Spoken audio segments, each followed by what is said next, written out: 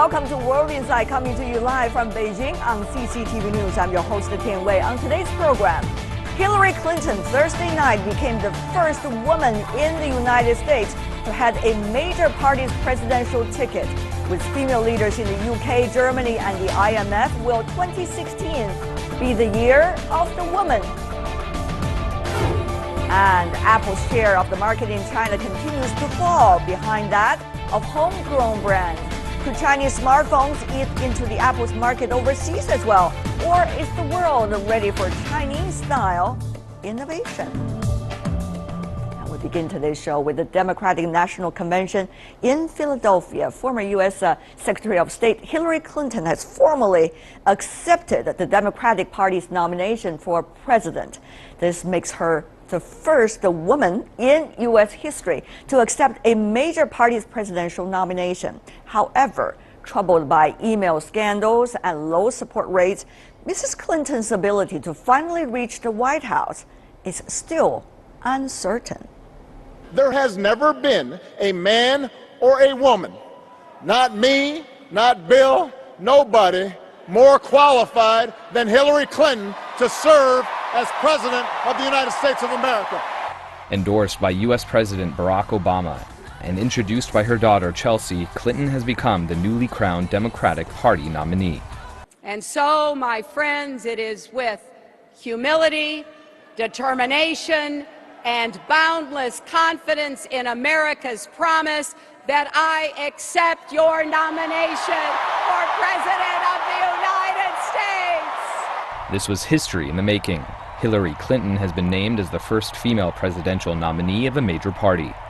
She has broken the glass ceiling after failing to do so in 2008. Tonight, we've reached a milestone in our nation's march toward a more perfect union. The first time that a major party has nominated a woman for president.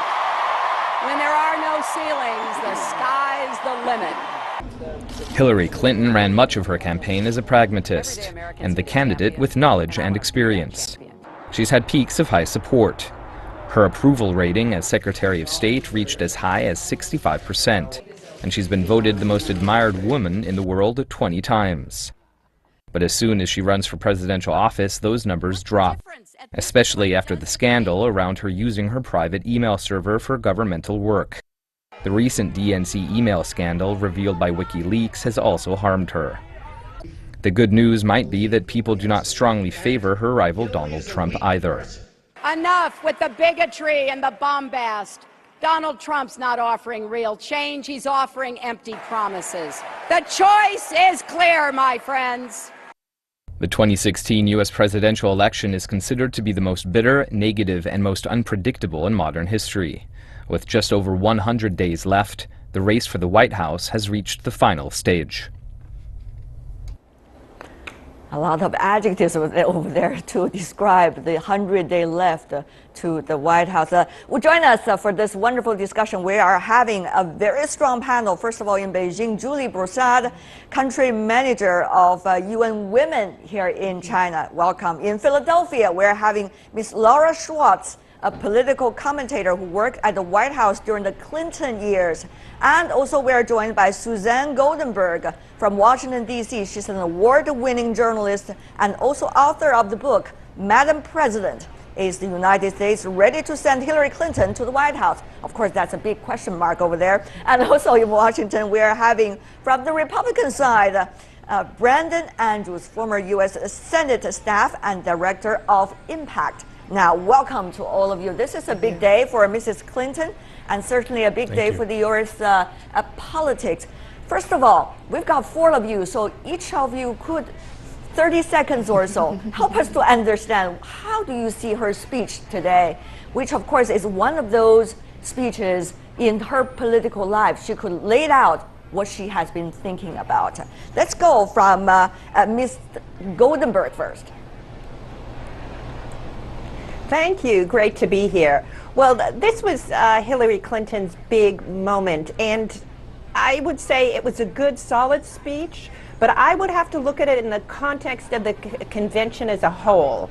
And that's where it gets much stronger, because what you see is the Democrats putting out a message that in some ways sort of hijacks Republicans' traditional terrain. There was talk about God, there was talk about country and patriotism, and there was talk about change. So she's trying to sort of be all things to all people, and she's also trying to push very hard on the idea that Donald Trump is just not acceptable. I see. That he just is beyond the pale when it comes to U.S. politics. So there's a lot of messages in there, but it boils down to, you know, the campaign slogan in a way, which is stronger together. Right. Ms. Schwartz, we've been talking for a lot of times. What do you think about this speech? Is she strong in her points? Well, I was in the arena last night, and to that arena crowd, which are Democrats, it was huge. The applause, the chants, the cheers, it was enormous. And looking at today's news coverage from around not only America, but the world, it was very well received. Not only was she able to humanize herself as a mother and a grandmother from the introduction from her daughter, Chelsea Clinton, but she was able to discuss policy. She was able to take a very well-calculated jabs at her opponent with a smile. And I think that really set her up of what she wants these next 100 days to be about. Personality as well as policy. What about you, Mr. Andrews, as a gentleman and, of course, as someone from the other party? Yeah, so whether you're Republican or Democrat, I think every American recognizes the historic moment that happened last night. I think one thing that was very evident to me was that Hillary Clinton spent some time protecting her left flank. Some of the news stations interviewed Bernie Sanders supporters last night, and they said that there's not going to be any honeymoon for Hillary Clinton, that they're going to continue to push hard from the left for her to do some more progressive things. And so as she goes through Pennsylvania and Ohio over the weekend with her vice presidential candidate, Tim Kaine, I think it's going to be interesting to see, can she balance protecting that left flank and keeping those Sanders supporters there with broadening her approach and reaching out to a more independent and a more moderate audience that she'll need to do if she's going to win in November. Right. Certainly, for those of us who have watched the speech, it is not supposed to be a rhetorical masterpiece, but rather very pragmatic approach coming from her, laid out where she comes from, trying to deal with the trust issue, and also many of the policies she's supposed to embrace. Having said that, though, Ms. Schwartz, trust issue is a big issue for Secretary Clinton. We've seen her polls, even over the past few weeks, not necessarily doing very well. So is she really dealing with this issue? Will she telling people, have faith in my leadership, really going to help? I really believe she put a lot of that to rest last night by calling out the contrast between she and Donald Trump. As for the Bernie Sanders supporters that Brendan just mentioned, she has created the most progressive Democratic platform in its history. And if there is a small minority of Bernie supporters that won't get on her bandwagon, I think she more than makes that up with other voter groups. I really believe that now, I mean, we don't have polls out from last night yet. Right now, Donald Trump is up 0.9% in the average of polls as of last week after the RNC. Today, there are some polls that have her up as much as 9 points, but we are still far out from the general election. She and Tim Kaine, her vice presidential nominee, are getting on a bus trip. They are going through the heartland, and they know that this is not where they've culminated their platform. This is where they've kicked it off. Now they've got a very tough and stringent 100 days in front of them, and they are going to use every ounce of energy and policy for that. They do have a tough time over ahead. Mrs. Goldberg, and therefore I want to go to you. What about that, this honesty issue for Mrs. Clinton? I mean, she's still got a lot of issues on her shoulder, including Benghazi, including the email problems, and also the issues with the DNC. The latter was trying to support her, but not necessarily in a very smart way, of course. So these issues have not been 100% cleared, at least according to the other party. What do you think these will be, how heavy the burden for her? I think it's really a huge Can I just obstacle. mention Yes, they have you know, been Hillary cleared? We'll go to you a bit later. I can tell, Ms. Schwartz, you are the cheerleader for Mrs. Clinton, but let's go to Ms. Gerdenberg first. But no, I'm stating facts. Right, the Ms. Tanway, perception it's issue fact is after 8 huge, and congressional I think committees. it's undeniable. Go ahead, Ms. I think it's Goldenberg. undeniable that Hillary Clinton has very And that is high perception. unfavorable ratings. And that is perception, but this election is about perception. And she is finding it very hard to make traction with voters because of the perception that she can't be trusted. And I think this is incredible when you consider the alternative, which is Donald Trump. And yet, you hear, you see from the polls that Hillary Clinton is having trouble connecting with married, white, suburban women. That's a big focus for the campaign. They should be natural Clinton supporters. But I think the trust issue comes into play there.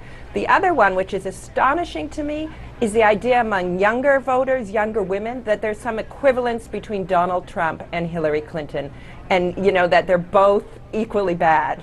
And so I think the perception that she can't be trusted is huge and will make her have to really fight hard in this election, where a lot of people might think it's an obvious choice, that she is a safe choice. Ms. Broussard, let's just say it is perception. Let's just say it is perception. Yeah. Because we need to have a lot of investigation about all the facts in order to reach a conclusion about many of the issues that we just mentioned. But let's say it's just a perception issue. Is it a perception issue unique to female leaders? Because you're coming from the UN Women. You do a lot with women leadership. Is it something related to her? Is that unique to female leaders? Or this is something just following her personal stories? Unfortunately, I think it's something that hits women harder than it hits men. Why would you say so? Overcoming perception issues, because unfairly, they're judged according to their gender, and their gender is at a disadvantage when it comes to being selected for a leadership position. So in the case of Hillary, I think the fact that she is a woman is a sort of a lingering sense of, can she be trusted? I think that's part of the equation. However, it's not the only aspect. She mentioned, Barbara mentioned white, suburban, married women. And I'll give my mother as an example. She's from the Midwest, and so she's a dyed-in-the-wool Republican, very ardent Republican, has been for many years, but she hates Trump. She hates Trump. But she is very unwilling to vote for Hillary because she doesn't fully trust Hillary. Where does that come from? I think it comes from, Hillary has a very political background. She's a very political creature, and not everybody likes that in their leaders. Very interesting point over there. Let me go to you, Mr. Andrews. Of course, coming from a gentleman's perspective, what about that? I mean, she is being described by some as very, in a way, very flexible in the politics. Some describe that as smart because she could always catch up with the time and the attention of the people. For example, being a hawkish, even Democrat after September the 11th, but at the same time later work on different other issues, LGBT and also human rights. That's another side of her. And some describe her as very cunning in a way, and therefore not trustworthy. What do you think about political leadership? Is it part of their job? Or what about female leaders when it comes to being quote-unquote cunning? Well, I have a history with Hillary Clinton. Her office was actually right down the hall from my office when I worked in the United States Senate. We were there on the 4th floor of the Russell Senate Office Building. She actually served on the Armed Services Committee along with my boss at the time, Senator Inhofe. And you're absolutely correct. At that time, in terms for being a Democrat, she was certainly very hawkish and very focused on national security, even before 9/11, but especially after 9/11. I think there's a couple of things here with Hillary Clinton. One, there's an overall distrust of politicians in the United States of America at this point. The populist movements that we've seen from the Tea Party to, again, the more liberal wing of the Democratic Party with the Bernie Sanders folks, there's a distrust of government. And I think you take a figure like Hillary Clinton, who has been in the public eye for most of her life, and Then you add on the fact that she's a politician, and then you add on the fact that there's this overall distrust of government in the United States, and it's kind of a perfect storm in terms of pushing her favorability ratings down. And I think she's been able to handle the first two issues, so Benghazi and her personal email scandal, fairly well. This DNC issue, though, doesn't end with Debbie Wasserman Schultz leaving the DNC. There's still staff there, there's still processes there that haven't been right for some time. And so she's going to have to spend some time figuring out how to fix that, because one of the we understand why it is important. Presidential nominee is to raise money. Yes, indeed. We understand why it is very important. Let me go to you, Ms. Schwartz. I know you've been waiting. It's only fair share that I gave you an opportunity to talk about this, Ms. Schwartz. What do you say about this trust issue vis-a-vis female leaders? And how do you see her rise as a female leader in American politics? Does she have to act as man, quote unquote, in order to be where she is, including being cunning, being so-called flexible?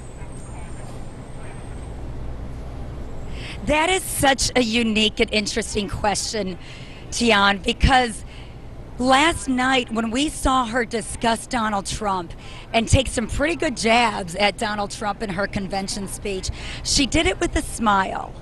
And I think it's going to be how she attacks him, the way she delivers the attacks, that will determine whether or not she's seen as cunning or she's seen as smart. There's a very fine line, and I think going forward, they're going to continue the tempo that she set that night.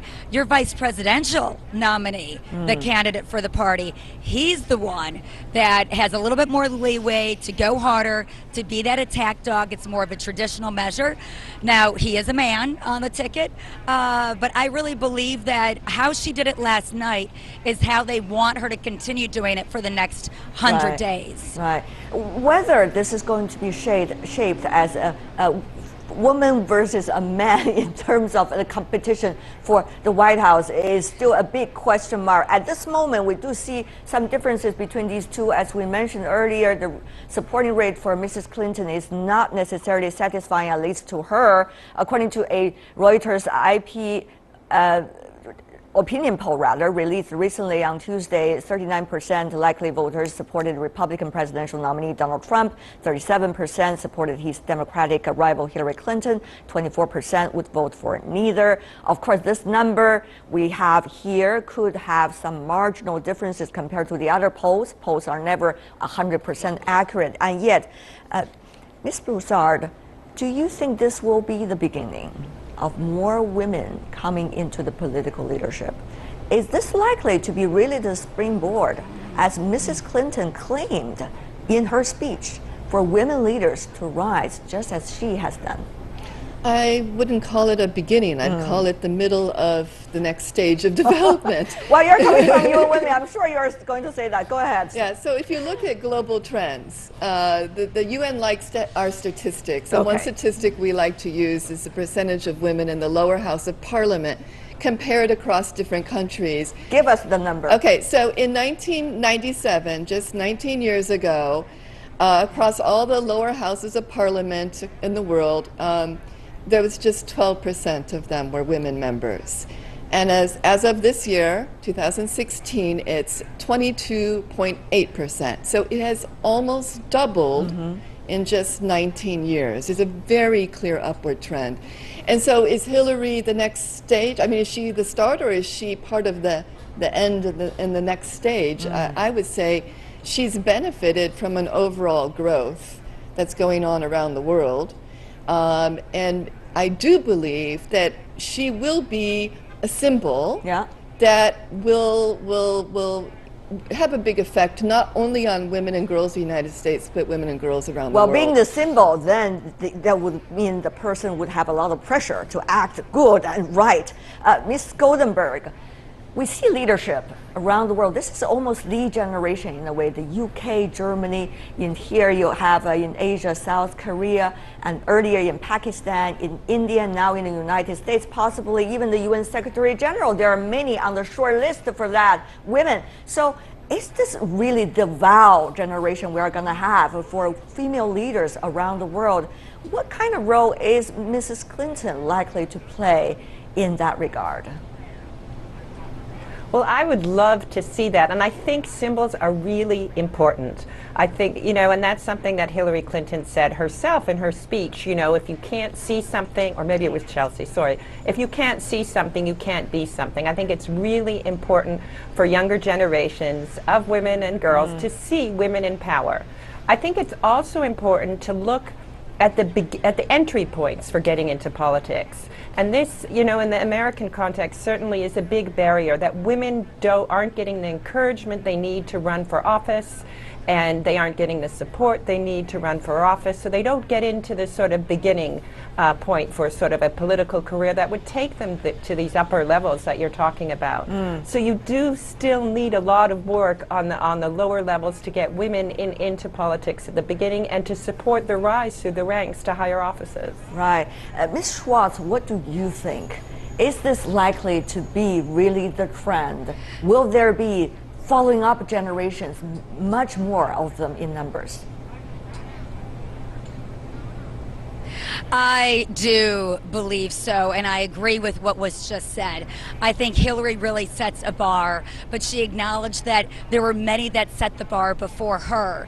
But now, when you're looking at local elected officials and statewide elected officials and our governmental elected officials, there is a really wonderful group here in the United States who's been incredibly helpful for Hillary Clinton and other women members of Congress, as well as states and on the mayoral level as well, called Emily's List. And they are there to help with research, data, fundraising, information, so that these women entering politics, no matter what their background, are prepared. Hillary herself has had 40 years up until now, but I think it's these organizations that set up women to succeed, like Emily's List, for example, are those that will grow because of this. But Ms. Roussat, let's just be frank here.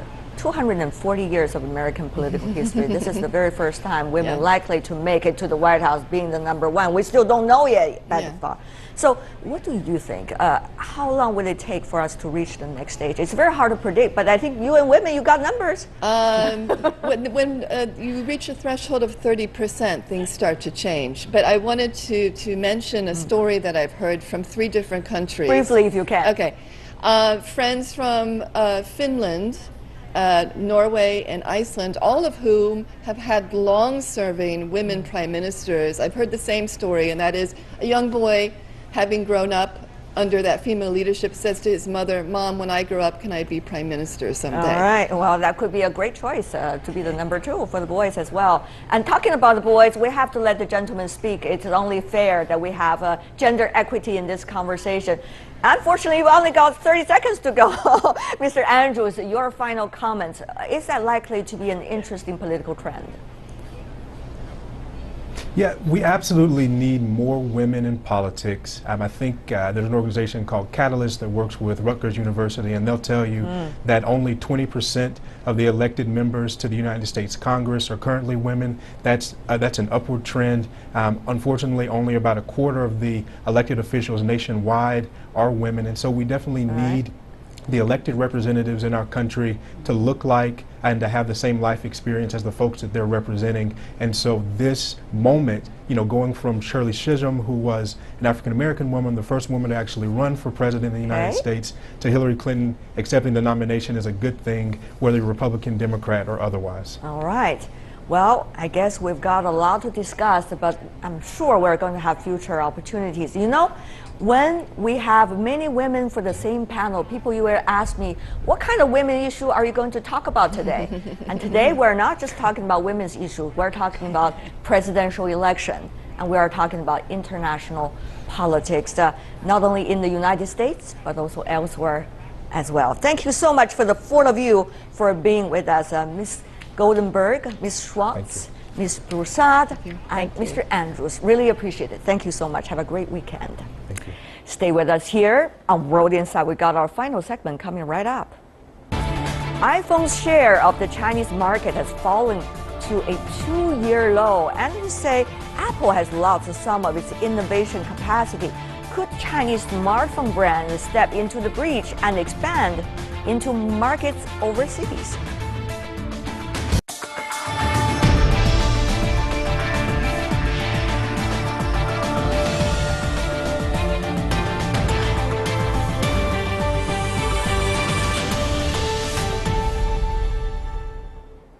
You're watching World Insight, coming to you live from Beijing on CCTV News.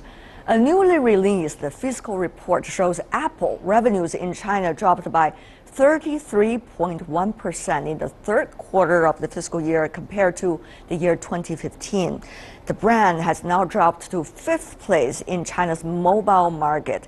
Analysts say the Chinese native industry has now caught up with Apple in terms of technology. China-style innovation has been a talking point for years, so isn't now the time for Chinese companies to reap the benefits? Local brand surging. The U.S. technology manufacturer Apple has reportedly dropped to 5th place in China's mobile market.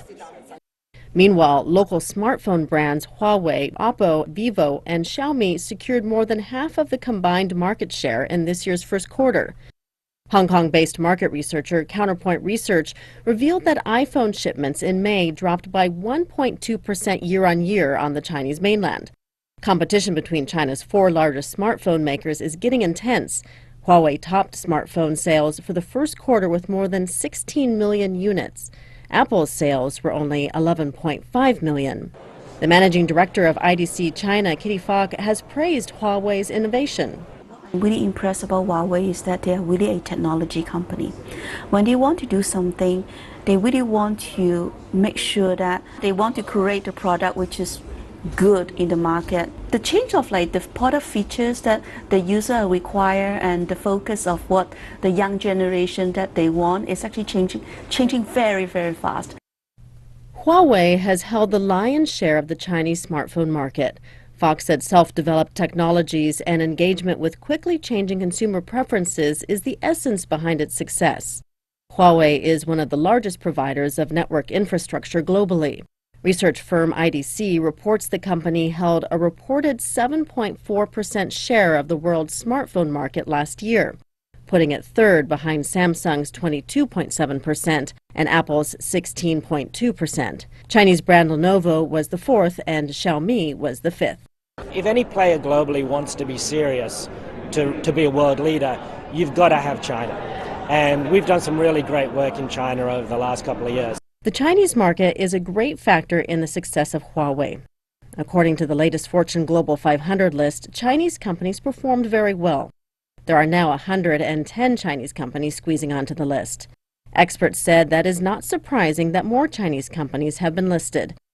They cite the country's relentless efforts to upgrade manufacturing, boost innovation, and drive consumption as the reasons behind the increase. Can we say it's time for Chinese companies to reap the benefits of years of China's innovation strategies?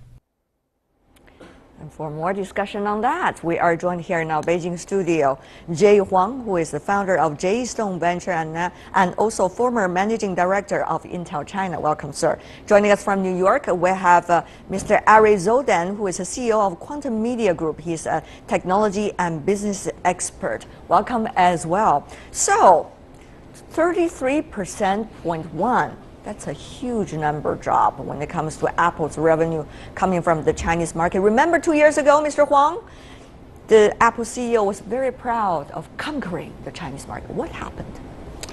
I think it's a combination of Apple's recent innovation is more evolutionary than revolutionary. You put it very diplomatic, I have to say, sir. What exactly do you mean?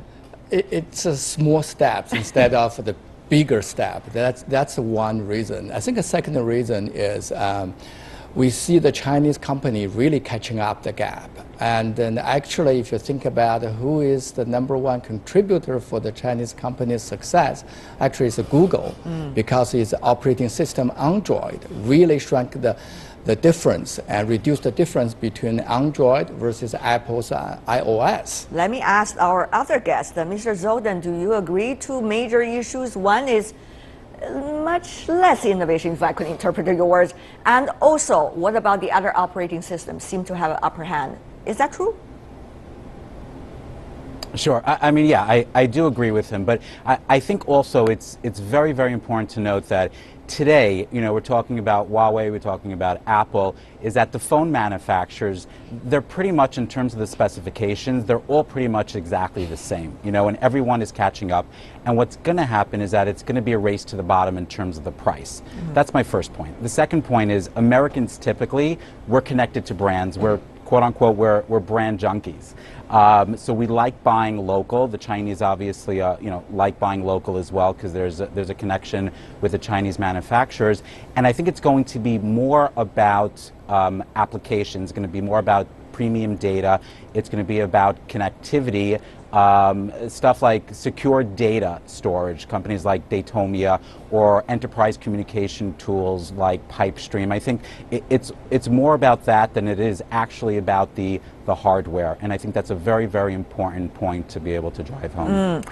Wonderful points over there. Before I go to Mr. Huang for a clearance about all of these points, let me ask you a very pragmatic question, Mr. Huang.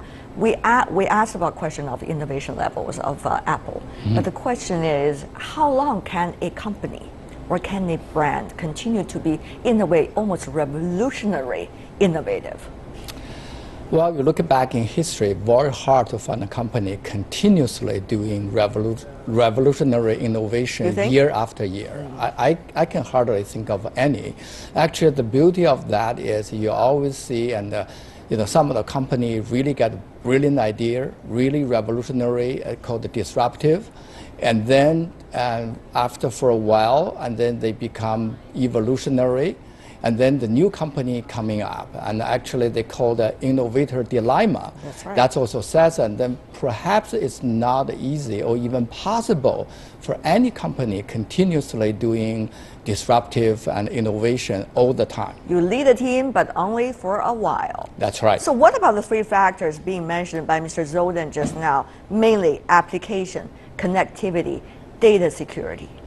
I don't think that's necessarily an issue, for example, for Huawei. You take a look at the Huawei's and Are we talking about Huawei or are we talking about Apple now? His point You're is already naturally switching to the Chinese brand. no, his point is it's difficult for a Chinese vendor like going to the U.S. because of those factors. My view of that is all those factors are very important, but that one can be achieved through the applications running on Android and the platform. So on the other hand, on the hardware side, you look at Huawei's hardware, and then the recent the P9 and the flagship phone.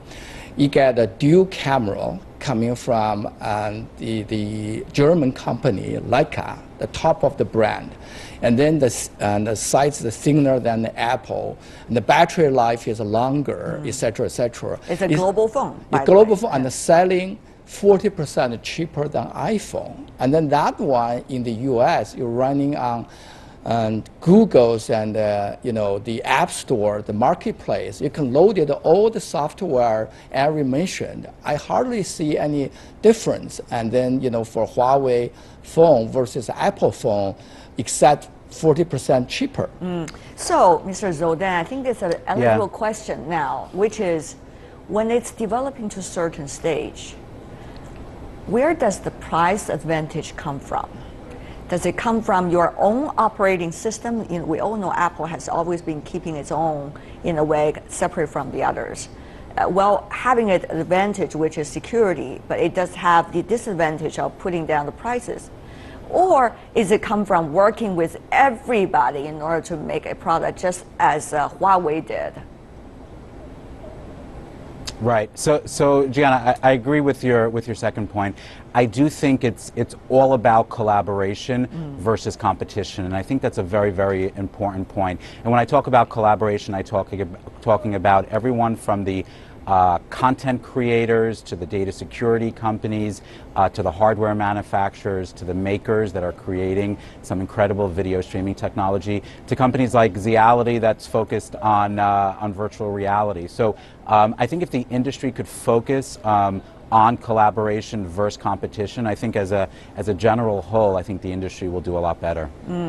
Talking about collaboration, it seems that Chinese companies are really taking advantage of this. So if you look at the Fortune Global 500 list these days, for the year 2016, annual ranking of the largest 500 companies worldwide, there are now 110 Chinese companies compared to last year's figure of 106. 12 Chinese companies debuted on the list this year. These include the Beijing-based e-commerce giant JD.com in the technology sector, China's biggest home appliance Midea Group, and also the country's largest residential developer, China Vanke. Of course, there are a lot of news related to all of these brands internally, but still, they made it out there. Of course, whether they're 500 or not, this might not be really the question. The question is, how can you make yourself, your brand, and also your products always innovative, at least on the top of the 10 list or on the top of the 5 list. Mr. Huang, do you think the Chinese brands are ready for that? Or the Chinese brands always and only running after the others, learning from the others, therefore to come out with its own products? I think very few Chinese brands really have a global presence.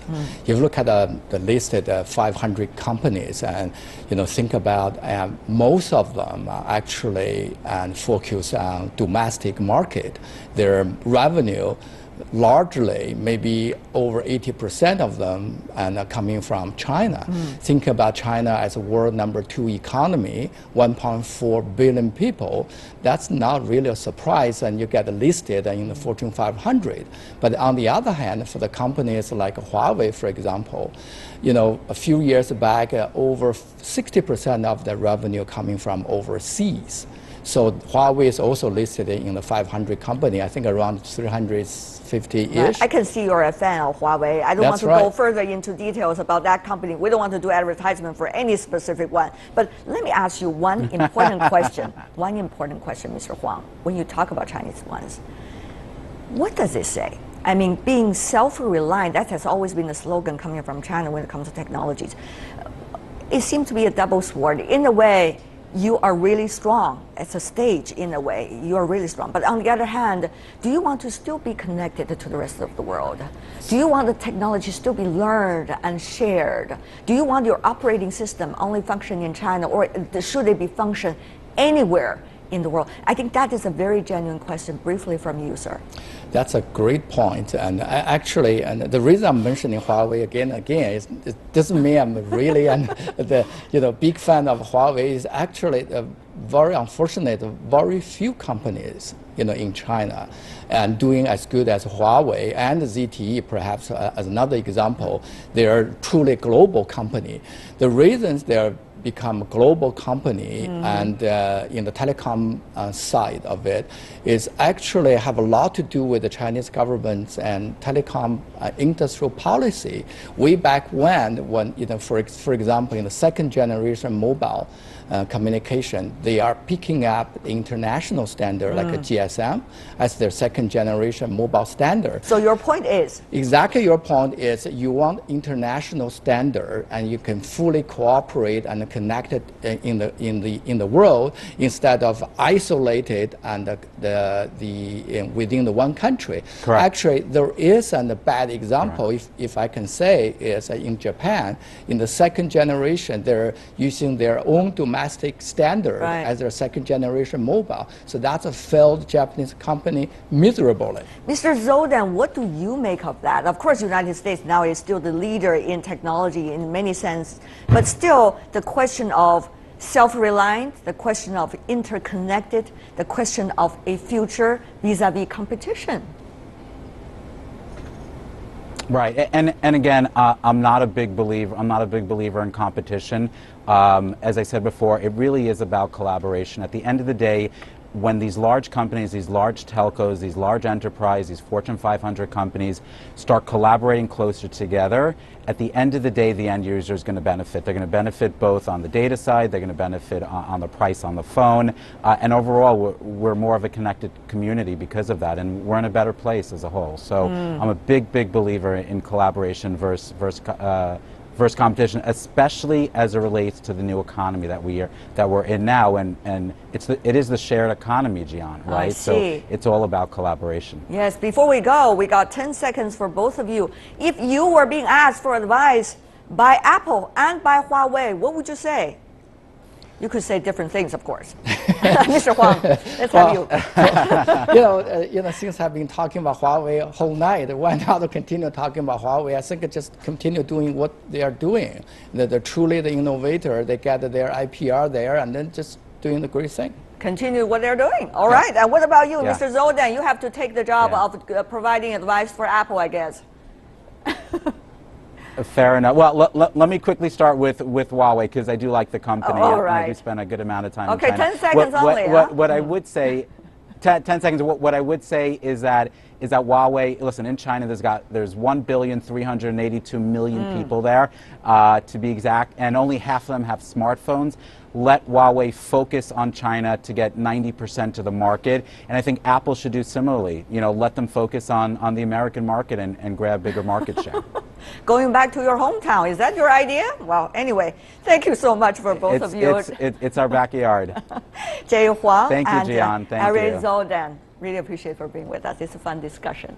And that is all the time we have for today. If you'd like to see more of our program, visit our website. Just type in World Insight, CCTV News Interior search engine. You'll be able to find us. Or you can also check out our YouTube channel. From me, Tian Wei, and everyone at the World Insight team, thanks for watching, and tune in again next week for more insights from across China and around the world. Good night and have a great weekend.